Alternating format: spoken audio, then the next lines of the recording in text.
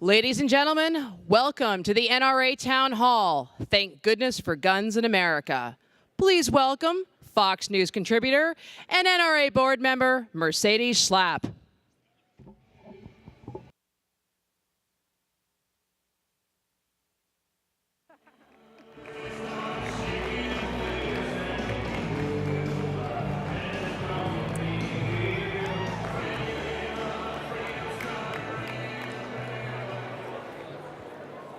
Hello, everyone.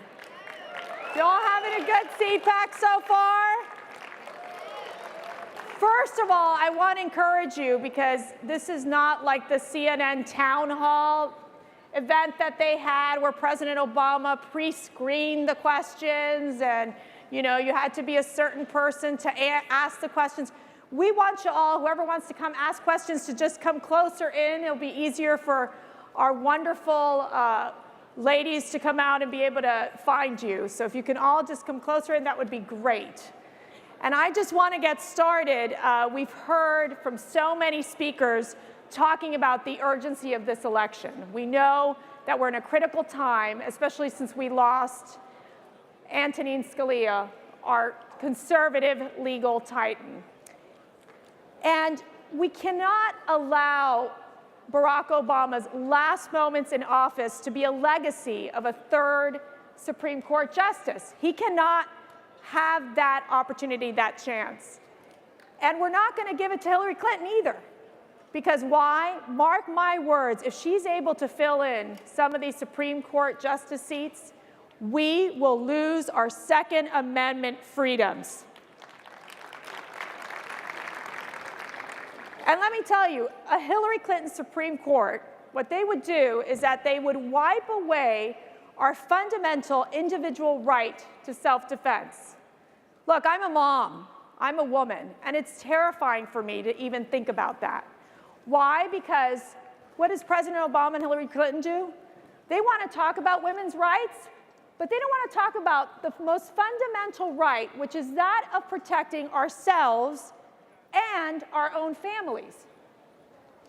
Can you blame us for being so angry? Especially the women out there that want to be able to bear arms? So Hillary Clinton could have the power to implement the gun control agenda that we know President Obama has been trying to shove down our throats for close to 8 years. His disdain for the Second Amendment was on display during this town hall event that they had. For those who missed it, it was nothing more than a gun control infomercial where the president repeated Michael Bloomberg's talking points and lies. With our freedom on the line and so much misinformation being spread by the gun control lobby, I got to tell you, I'm so tired of the liberal media and those out there that keep spreading lies about the NRA and what they stand for. I am so tired of it. This organization who has proudly defended the Constitution, who has proudly defended the Second Amendment rights. That is why CPAC believed that it was important to do what the president didn't do. We're going to have an honest discussion on the issue. It's going to include experts from law enforcement, include individuals who are on the front lines, lawful gun owners. That's what we're going to be doing today. No pre-screened questions without follow-up, no canned responses, just an honest discussion, and a back and forth based on facts. So let's get started. It's my pleasure to introduce our amazing panel today. I have Kimberly Corbin. In her sophomore year of college, she was sexually assaulted in her college area, apartment by a stranger. Kimberly made the brave decision to release her name to the media with the goal of helping even just one victim to have the courage to come forward. Kimberly went to that CNN town hall, and guess what? She confronted President Obama on his executive action regarding gun control. And he scolded her. It was just an unreal moment in that town hall. How dare he? Kimberly aims to continue to fight for victims' rights and the ability to choose how best to defend ourselves. And then, of course, we have Milwaukee County Sheriff. Let me guess. Come on. There we go, David Clark. I mean, besides being 6 feet 4 inches, very incredibly tall, he really is just an amazing voice in the law enforcement community. What an eloquent speaker. And he was presented last year with the Charles Heston Courage Under Fire Award, which this year was awarded to David Keene. And this award CPAC gives are for individuals who stand up for their principles, even when doing so puts them at risk physically, politically, or economically. And let me tell you something, Sheriff Clark has been just a powerful voice in talking about our Second Amendment freedoms. And third, but not least, Chris Cox, who I am proud to call him, and his lovely wife, Courtney, who's with us today, dear friends of ours. He has been with the NRA, although he looks like he's 21, like he's been with the NRA for 21 years. And he is passionate about Second Amendment rights, one of the most eloquent speakers on this topic. He is executive director of the NRA Institute for Legislative Action and the chairman of the Political Victory Fund. And I'm just so honored and thrilled to be able to moderate this panel. And now let me please ask them to join me on stage. Come on out, let's clap. As a survivor of rape and now a mother to 2 small children, you know, it seems like being able to purchase a firearm of my choosing and being able to carry that wherever me and my family are, it seems like my basic responsibility as a parent at this point. I have been unspeakably victimized once already, and I refuse to let that happen again to myself or my kids.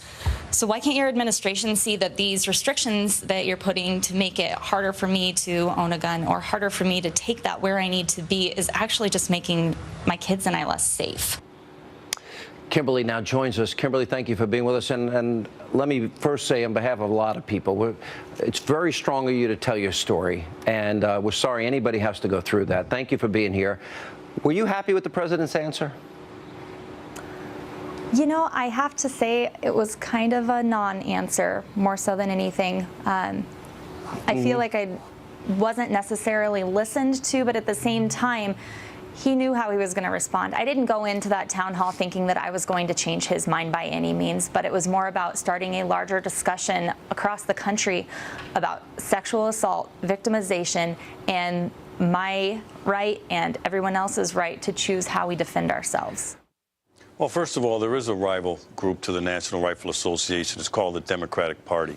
Yeah. And as far as President Obama and Mrs. Bill Clinton, they are anti-gun bigots. They are utterly intolerant to anybody else's view when it comes to, other than their own, when it comes to the Second Amendment, the shooting sports, and self-defense. But you watch, by next summer, she'll be photographed walking around in a field like she's hunting, participating in the shooting sports, with a gun resting on her shoulder, probably holding it upside down, because she doesn't know what she's doing with it anyway.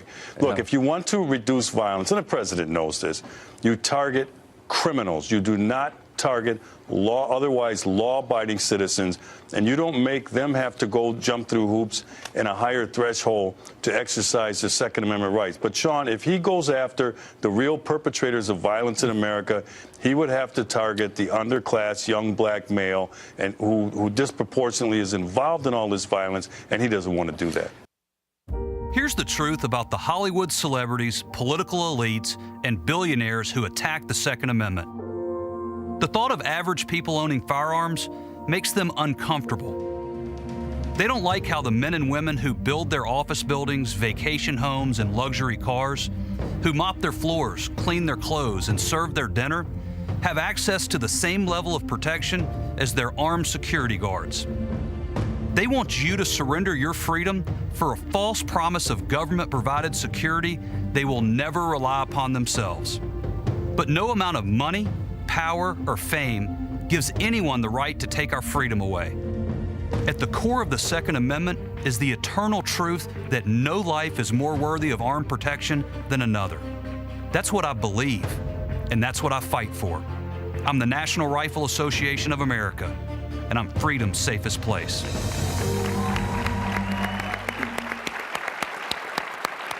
Well, thank you all for joining us. We'll start with you, Kimberly, if you want to share with our wonderful audience your experience and what you would like to share with them. Well, thank you so much for having me. It's so great to see you all come out for CPAC. This is actually my first one. I keep joking that I feel like the freshman that got invited to the senior prom, but this has been amazing so far. I didn't come to this growing up in politics. I came to this in the worst way possible. In 2006, a stranger broke into my college area apartment, held me for 2 hours, and sexually assaulted me. I had to lay there at 20 years old thinking, okay, this is how I'm going to die.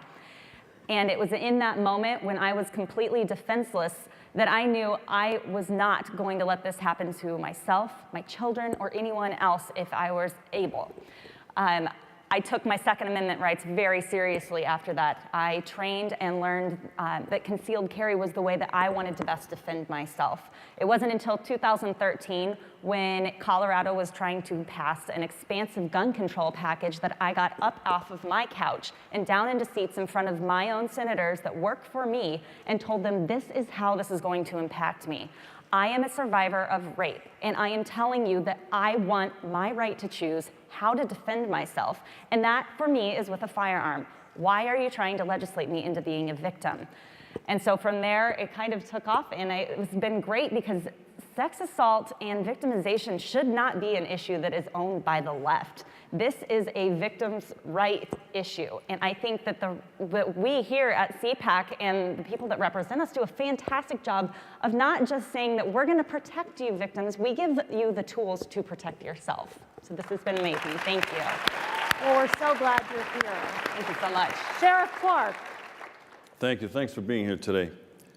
Ladies and gentlemen, this document, the Constitution of the United States, means everything to me, and it should mean everything to you. This is a document of freedom and liberty in the United States of America. I took an oath to defend this Constitution, and gosh darn it, I better live up to that oath. These are your rights. They are not my rights. I am a defender of your rights. Now, as it relates to the Second Amendment, it has special meaning to me. And here's why. As you know, when this country was formed, this Constitution didn't apply to the slaves. But guess what? This Constitution allowed the brilliance of the Founding Fathers. This Constitution allowed for us to eventually get it right. And we did with the 13th Amendment that freed the slaves. But the 13th Amendment only freed the slaves on paper. And many of you may know it was the 14th Amendment Equal Protection Clause that said this document applies to all citizens in the United States, and that included newly freed slaves. My ancestors fought as well as the Founding Fathers for this document to apply to us. Let me tell you what Frederick Douglass said about the right of self-defense. Douglass strongly supported the right of fugitive slaves to have and use weapons to resist kidnapping. When government fails to protect the just right of any individual man, that man rests on his original right of self-defense, even if it means shooting down his pursuers. Slavery is a system of brute force. It must be met with its own weapons. He went on to say that freedom was worth fighting for. Slaves plus guns equaled freedom. The abolition of slavery was inevitably due to the arming of blacks. Now, if you think for 1 minute that I'm going to cede these rights back to the federal government or any court, you better think again.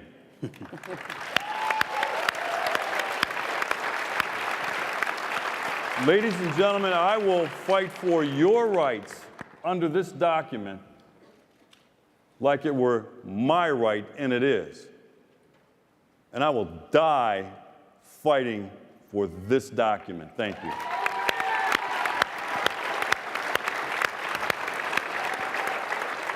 Chris Cox.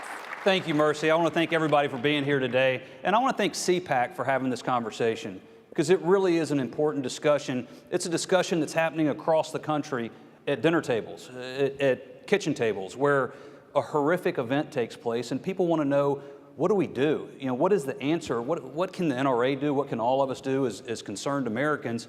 But what the president would have you believe is that the only way to care about your kids and do something is to hate firearms, is to hate guns, is to hate this freedom. And that's not only wrong, it's divisive, it's condescending. But this president, we found out in the town hall meeting that CNN, quote unquote, town hall hosted, where they said, NRA, you can come. We get it that you're the biggest, you know, the oldest civil rights organization in the country. You can come, you can have one pre-screened question and no rebuttal. Look, the thing I love about the National Rifle Association and our members, we're not scared of anybody. We're certainly not scared of this president. We'll have a debate with him anytime, anywhere, but we're also not stupid. We're not going to show up at CNN and be a stage prop. So we said no. Instead, I went on Fox News and had a great discussion with Megyn Kelly on all of this. But the truth of the matter is we need to have a serious discussion about these issues. We need to stand with people who want to be able to defend themselves. We need to stand with our men and women in law enforcement. So I'm honored to be here with Kim and Sheriff Clark, and really just look forward to having no pre-screened questions, an honest debate, and that's what we're all about. So thanks for participating today. Thank you, Chris. And although President Obama was invited to come, he was really scared about your questions, so he was not. You heard I was going to be here. There was no Exactly. teleprompter. The sheriff is in town. So we'd love to start the question and answer period. This is really what the town hall is about. It's about you all, the audience, being able to ask these wonderful experts. And we'll get started with Catherine over here. And please state your name, where you're from. My name is Stephanie. 2 quick questions. I can exercise my First Amendment right anywhere. How is it that if I exercise my Second Amendment right, I can go to jail? How did we get to that place? But my second question, and I really want an answer on this, is there any kind of legislation or any thought? I can drive from New York to California with 1 driver's license. If I drive from New York to California, if a person accidentally crosses into a state where their carry license is not respected, they can do serious time. Is there anything being done for a national carry? So those are my questions. Thanks for the question. It's a great point. The truth of the matter is we're in Maryland today. I have a right to carry permit in Virginia. I'm not allowed to carry. I had to carry Sheriff Clark here today because I wasn't allowed to carry a firearm, and it wasn't easy. But the truth is that's exactly what we need to do. We need to recognize people that your right to defend yourself doesn't end at the state line. It didn't end when I crossed over that bridge from Virginia today. And it's long overdue for Congress to pass national right to carry reciprocity and allow anyone who has a legal right to carry a firearm to carry it anywhere they have a legal right to be. If I can briefly add on to that, I'm tired of the Second Amendment being treated like the bastard child of the Bill of Rights. No. Yeah. As the questioner indicated, when you cross state lines, your constitutional freedoms follow you without restriction. If you get arrested in a state you don't live in, you still have the Fifth Amendment right to counsel, right? You don't have to have a permit for that. You don't have to have a background check to have that happen. And that's why I have said no more expanded background checks, no more restrictions on your Second Amendment freedoms, and no more gun control. No, no, no. What part of no do they not understand? Next question, either side. We'll go back to Catherine. Oh, Jennifer, do you have one, Jennifer?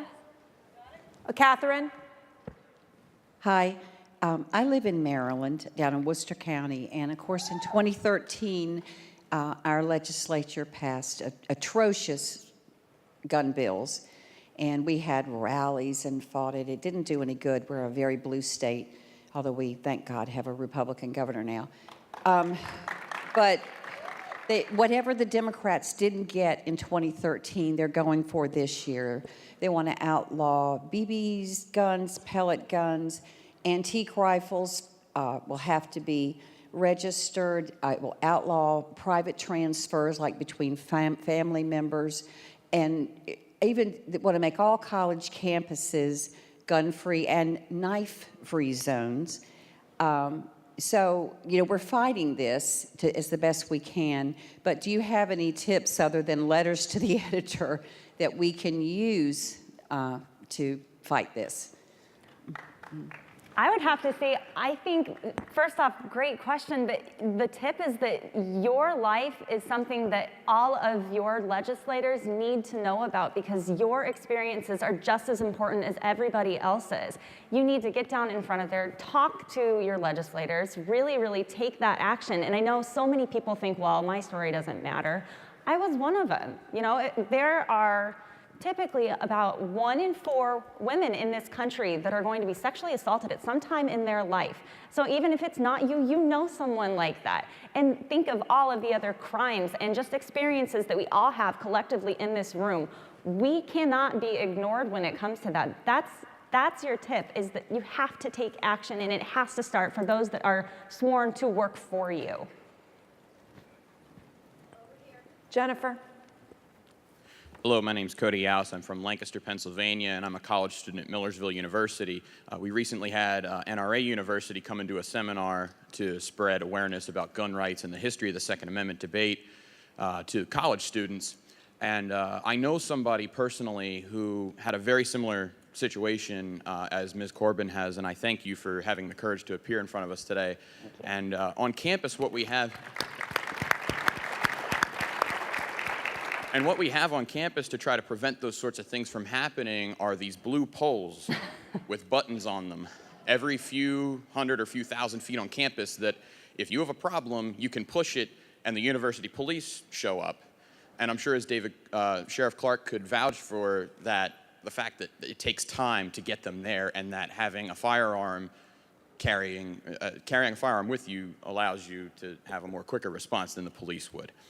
So my question for all of you would be, well, the policy of the university is you can carry if you're 21 or older in accordance with Pennsylvania law, but only in open space. You can't carry inside the campus buildings. So if I'm in class and a crazy person comes in and starts shooting at people, I can't defend myself, my classmates, or my professors, even if my professors don't agree with my right to carry. So how can we as college students try to fight to make our universities, our state universities, more like in Texas, where we can conceal carry in the classroom, protect ourselves, our fellow classmates, even though they may not agree with us, and our professors that preach against the Second Amendment? Chris? I'll start off. You've already got the talking points down, so you're well on your way. So I hope you'll keep preaching the gospel there. The truth is, this is a part of the discussion that a lot of people find to be very uncomfortable. When you start talking about guns being introduced in school environments, the left goes crazy. Even some people on the right aren't comfortable with it. What the National Rifle Association has said is that our school kids deserve to be protected the same way our politicians and our athletes and our money are protected, and that's with armed security. What we've said is the same premise that we dealt with after 9/11 when terrorists attacked this country by overtaking planes. After that, the United States Senate voted 98-0. They don't vote 98-0 on anything, but they voted 98-0 to allow pilots to carry firearms in the cockpit. Now, not every flight has a flight deck officer, and not every flight has an armed pilot. But that wasn't the point. The point was to send the message to bad people that if you screw around on our planes, you might be met with armed resistance. We need the same thing happening in our schools.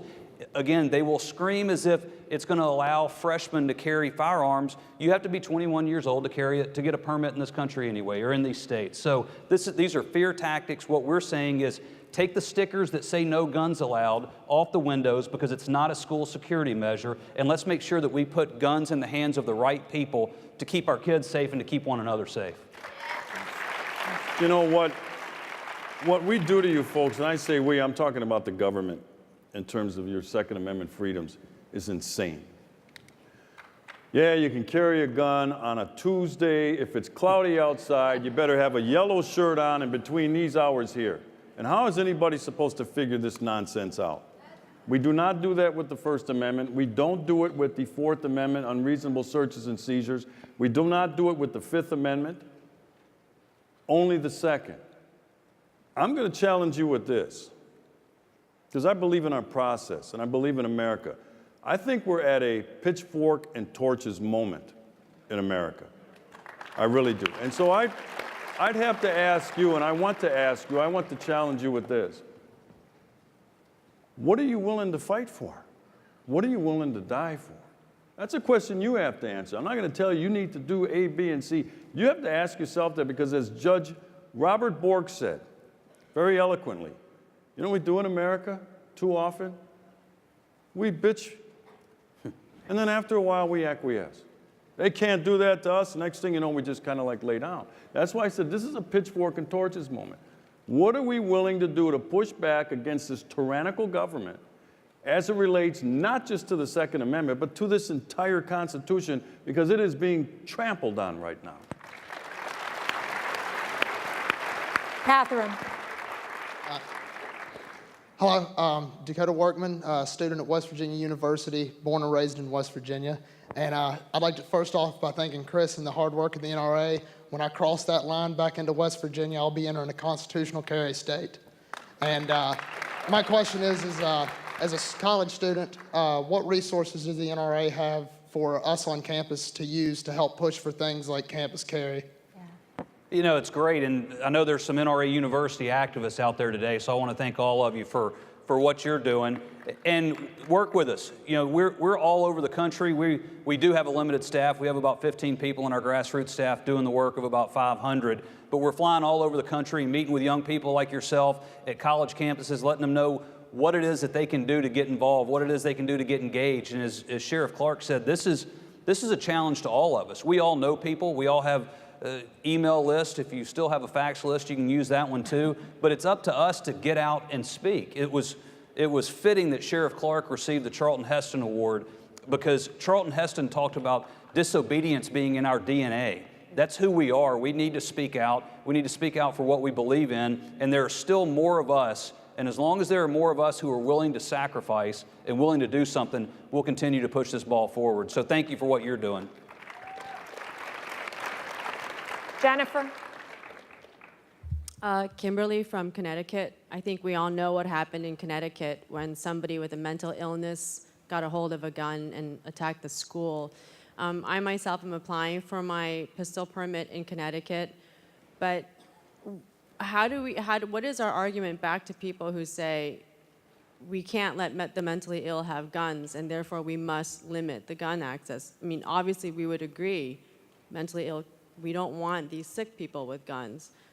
But then we say, but that encroaches on our Second Amendment rights. So how do you argue that point that the leftists make about more gun control regarding the mentally ill?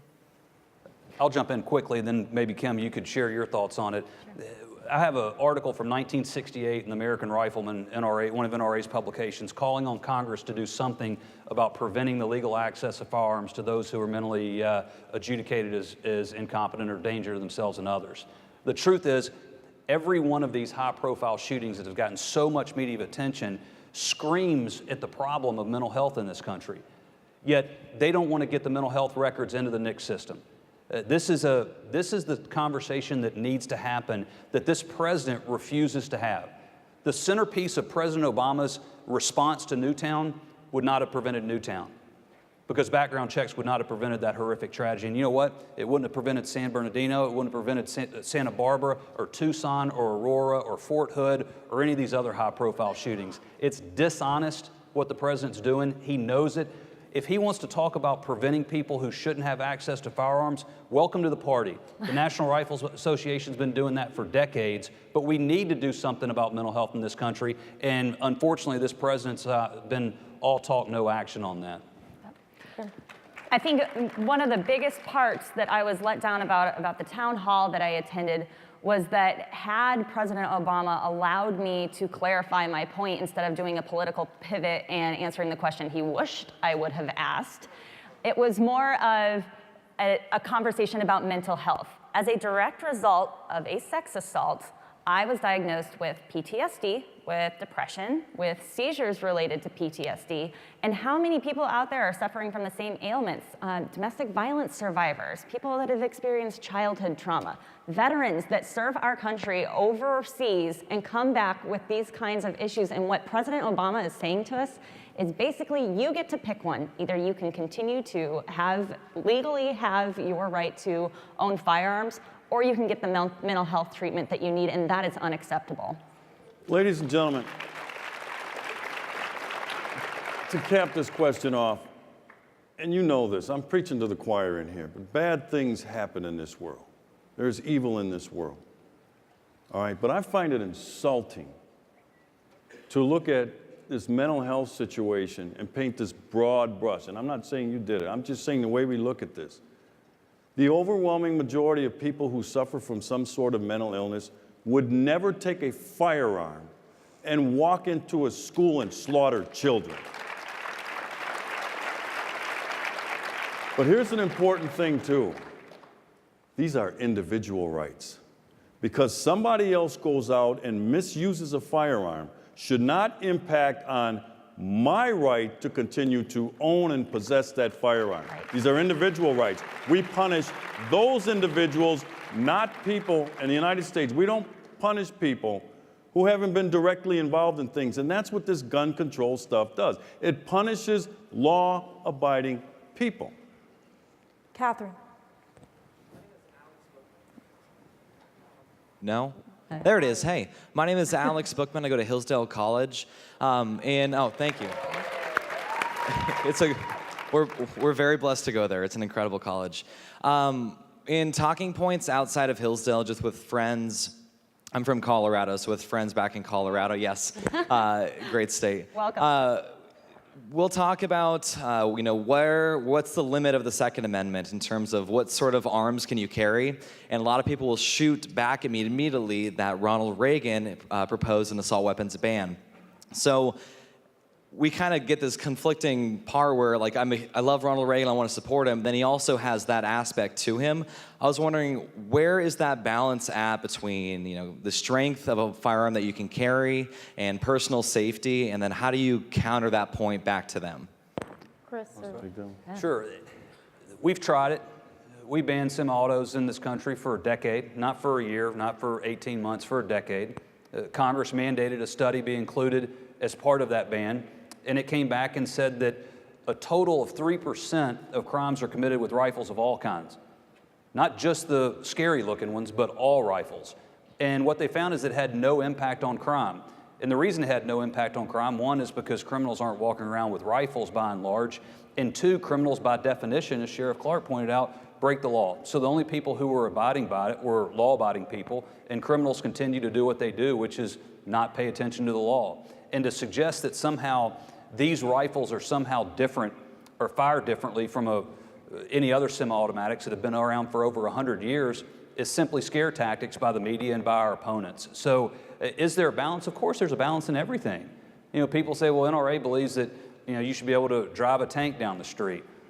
Maybe I'd like to, but I can't. I'm not saying that it would be a good idea, but the truth is we need to have a serious discussion about addressing the underlying problems. A serious discussion on mental health reform, a serious discussion on school security, and a serious discussion on prosecuting these maggots in Chicago and these other cities who are out preying on innocent people. And to suggest that somehow telling me that you can't have a magazine with more than 7 or 8 rounds is going to do something about a gang problem in Chicago is asinine. And to suggest that it's going to do something to prevent mental health problems in this country is equally asinine. So we want to address the underlying problems. Our opponents just want more restrictions that ultimately don't work. And that's the problem. As Sheriff Clark pointed out, the fallacy of gun control is that somehow there's one more law.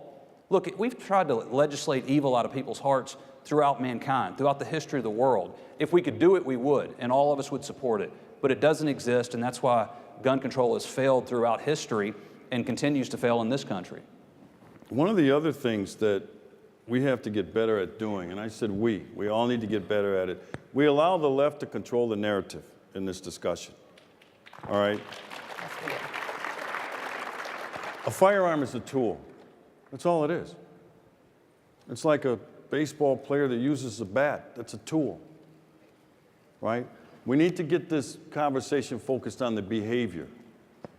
We don't have a gun control problem in America. We have a crime control problem in America. And if you think about it, more people are killed in car crashes per year. More people are killed by drunk drivers per year than are killed by firearms. Yet I don't hear anybody proposing car control legislation. Because the car is the tool. It's the behavior of the drunk driver. It's the behavior of the reckless driver.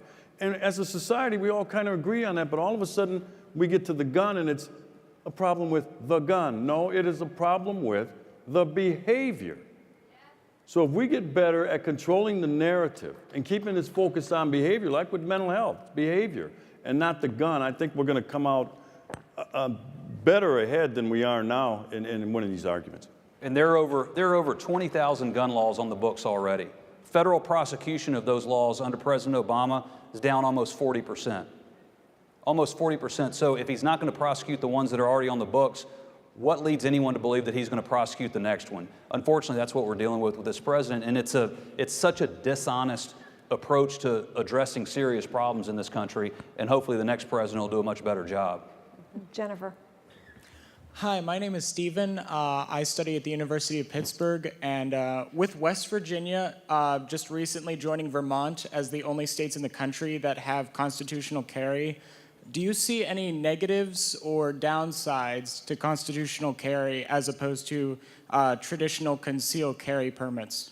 Well, we've actually passed constitutional carry in a number of states across the country. It's not just limited to those two. But the truth of the matter is, when we started working on permit carry in this country, the left screamed bloody murder, that it was going to be Wild West shootouts, that every fender bender was going to result in someone getting shot. And what we found is the exact opposite, that law-abiding people carrying firearms are a harm to no one because by definition they're law-abiding. They were keeping records in Florida on revocations, people who had their licenses revoked in Florida, and it was 0.007%. They basically stopped keeping records because it happened so infrequently. So is there a problem? Sheriff Clark can answer this, and certainly, God bless Kim, she can answer it. Is there a problem with good law-abiding people carrying firearms to defend themselves? Absolutely not. That shouldn't be anybody's focus, shouldn't be anybody's problem. We should actually work to make it easier for those things to happen. And that's where the president refuses to accept that there is actually such a thing as a good girl with a gun or a good guy with a gun. Everything he talks about is the negative, the criminal misuse of firearms. No question about it. There are criminals who misuse firearms, and we need to hammer them. But the flip side of that is you have to, at the same time, make it easier for people who want to be able to defend themselves and their families. And that's a side of this debate that the president refuses to engage in. Well, it's nice because our society is finally coming around to this point where, you know, it's not victim blaming anymore. We need to teach our men not to rape and really understanding what rape culture means. But then you come to guns and they're so quick, instead of blaming the victim, you blame the gun. It's a tool, just like Sheriff Clark said. It is a tool. Why aren't we placing more value on who is holding that gun? And why aren't we placing more value on human life?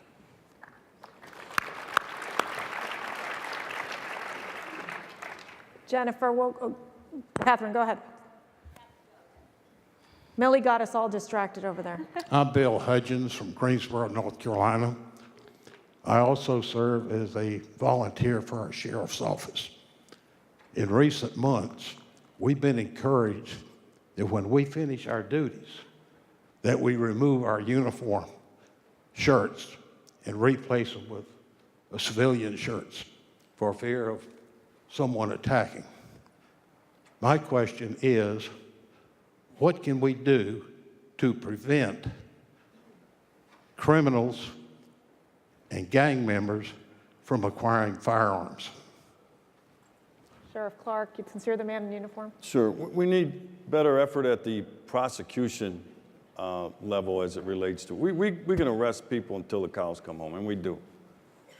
All right, for crimes of violence, illegal possession of firearms. But if you can't get it to a prosecutor to issue the charge, or if in some watered-down plea agreement,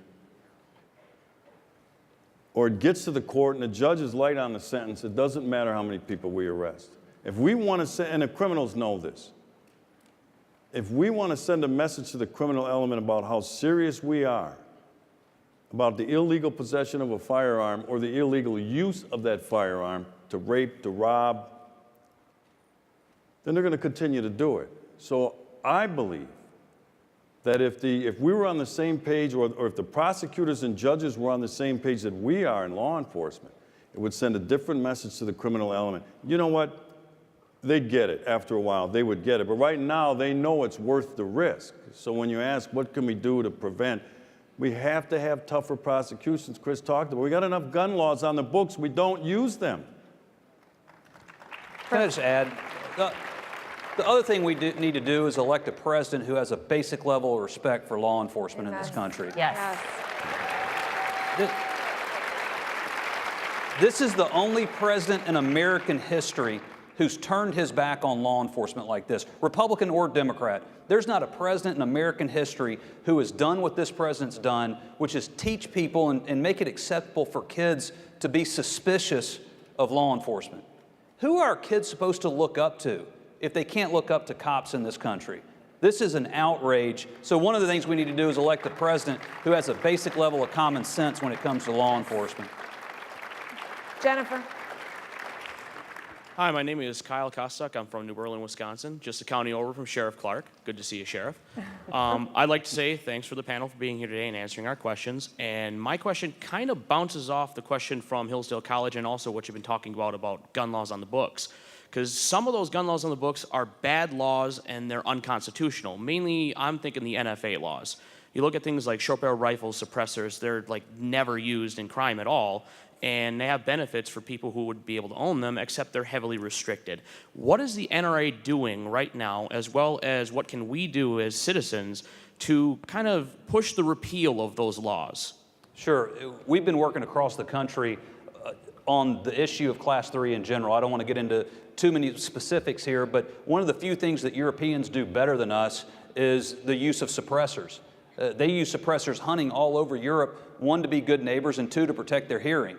But what you hear out of Hollywood and what you see in pop culture is that somehow these are silencers, which anyone who knows about them, they're not silent. Again, they're not movie quality. But this is an area where, again, there's a lot of work to be done. We're making progress, but part of this is an education campaign, first and foremost with Washington, D.C. If these folks don't understand the difference between a semi-automatic and a fully automatic, and they're trying to ban semi-automatics, trying to engage them in a conversation on SBRs or suppressors is that much more challenging. But I can assure you, we're committed to making common sense repeals and reforms, not just in this area, but across the board. Where there are restrictions between a law-abiding person and exercising this freedom, we're there, whether it's in the courtroom or whether it's in the legislature, trying to remove and repeal those restrictions. That's what we do every day, and I can promise you that's going to continue. Catherine. You know what we're doing is, what's happening is we're being let down by our political class. I've heard that a lot throughout this conference. A lot of these things that you're talking about, sir, are happening in the state houses, and they're happening on Capitol Hill with these restrictions. Okay, that's the importance of being involved in the electoral process, to get people in there who get it and who will remember it once they get there about what this is about. This is about we the people. This is about freedom and liberty. And one of the other things you can do, and he's not paying me to say this, by the way, for those of you who don't belong, join the NRA, and here's why.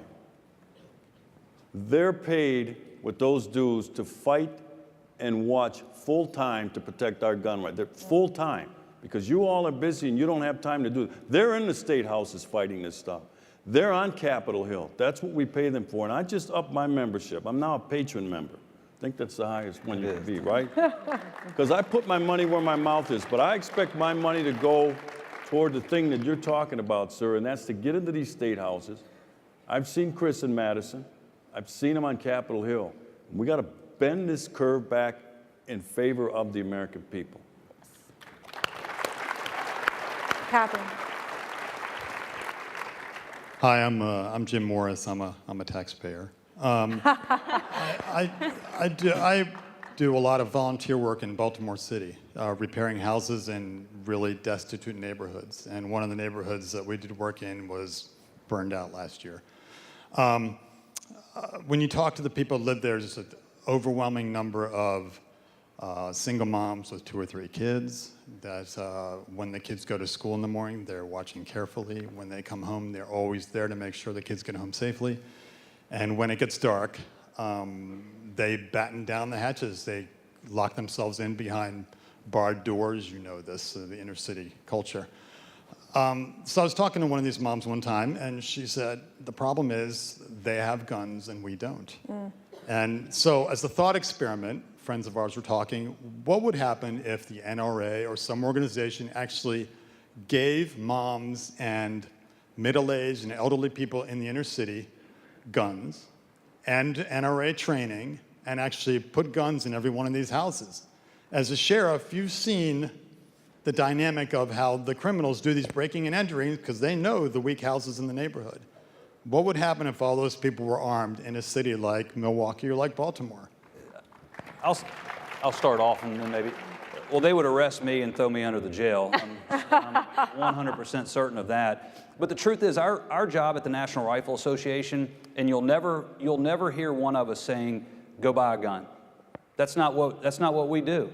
What we say is that we're going to fight for your right to own one. If you want to own one, we'll teach you how to do it safely and responsibly. If you want to learn how to use it proficiently and carry it, we'll teach you how to do that as well. And if you don't want to own a gun, that's fine too. That's the beauty of freedom. That's the beauty of that document that Sheriff Clark holds up. So we're not in the business of giving guns away. It's not our job. Our job is to protect your God-given right to defend yourself.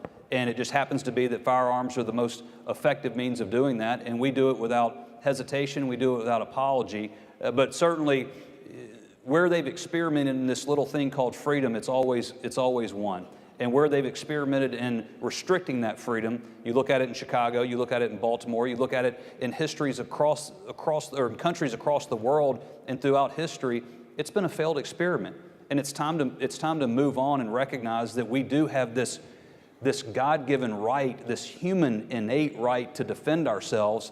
And whether it's a woman's right to choose a firearm to defend themselves or a guy's right to defend our wives and our families, that's what we're going to do, and that's what the National Rifle Association is going to continue to fight for. This is kind of interesting. You know who pays the highest price for gun control? It's the people this gentleman was just talking about. Right. The poor who can't afford $1,000 for a background check, who can't afford $200 for a carry concealed license in some of these states, these onerous laws that maybe you and I can afford. They pay the highest price.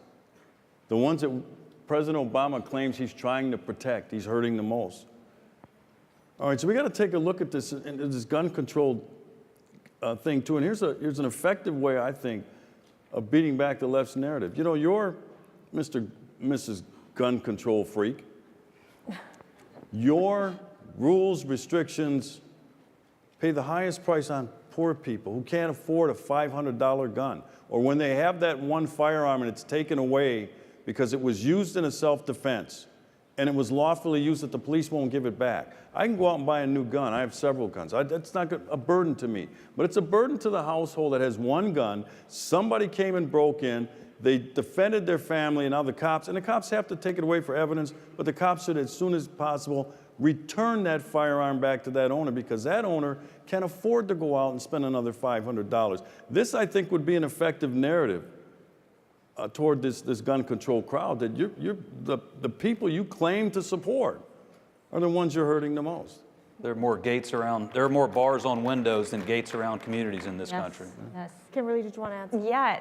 My kiddos are 1 and 2 years old, and as a mother, I'd have to say that is my right. That is what I want to choose, because hell hath no fury than someone like me, where if somebody's breaking in and coming after my children, it is not going to happen, and I think it would be great if those who want to carry actually get those guns in their hands. We're going to be wrapping this up here shortly because we're running out of time. I'm going to have to talk to the chairman of ACU and tell him that next time we need about a couple more hours to do this. So what I'd like to do is just take one more question, get some quick answers, and then we'll close it off with each of you saying some words. Hi, my name is Hope Lewis, and I'm from the King's College in New York City. Thankfully, our college is very strong on conservative values. However, they are welcome and they open anybody with opposing views. And my roommate personally, she's been struggling a lot, and I've been having long conversations with her as we've been continuing learning in CPAC that the way that we transform culture is from face-to-face conversations. However, one of the conversations that we've had recently was that she doesn't see how it's a God-given right for us to kill somebody else. She thinks that we should never, ever have the chance to pull the trigger on somebody and end their life when they could receive grace. So my question proposed is, what is the balance between justice and grace? Kimberly, do you want to? That is a fantastic question, and I think that's what most of us grapple with. What I'm asking for is my right to defend myself, because nobody is giving that other person that's pointing a gun at me that right to choose. I don't think this is not a zero-sum game with your question, justice and grace. I think the two things are compatible. And I'm okay with somebody who has the views of the person that you were talking to, okay? I'm okay with a differing viewpoint than mine. I just say, I don't want your misguided views to impact on me. Right. So you can think that if you want, but it shouldn't impact on me. And this is not a new conversation. This is not a new struggle. People have had this conversation throughout history. Cicero said, there exists a law not written anywhere, but in our hearts, that says that if you're under attack, any and every means possible to defend yourself is morally right. Morally right. It is morally right for you to defend yourself if someone's trying to hurt you. I want to thank you all for your questions. What I'd like to do is give each of you 30 seconds to wrap up. Last thoughts on this wonderful town hall that we're having so far. Kimberly. Well, thank you guys so much for having us. I think that honestly, the power going forward is in all of your hands. It's our jobs to speak up and to fight daily to protect our rights. I'm very, very happy to say I am the NRA, and these are the people that go to fight for us each day, and I highly suggest that you all do the same. Sheriff. Thank you for being here today. Like I said, the challenge to you, this is a pitchfork and torches moment. What are you willing to fight for? What are you willing to die for? Keep fighting. Yes. Well, I want to thank all of you for being here on a Saturday. I want to thank CPAC and Mercy for hosting this event. I want to thank Kim for your courage and your bravery and your being willing to tell this story. I want to thank Sheriff Clark for your friendship and for your service to our country and the Constitution, and really just encourage all of you to understand when you leave here, be resolved to take this message to your friends and your coworkers. Be resolved to get this message out in your communities that the Second Amendment and these constitutional freedoms are on the ballot in November, and they are very much at risk. These freedoms are under attack. This is part of a broader culture war, and what we do between now and Election Day is going to determine the type of country our kids and grandkids live in, and it's going to be up to us to do it. It's not an opportunity, it's a responsibility. But I hope you had a great conference, and I hope you'll leave here inspired to make a difference. Thank you so much. All right.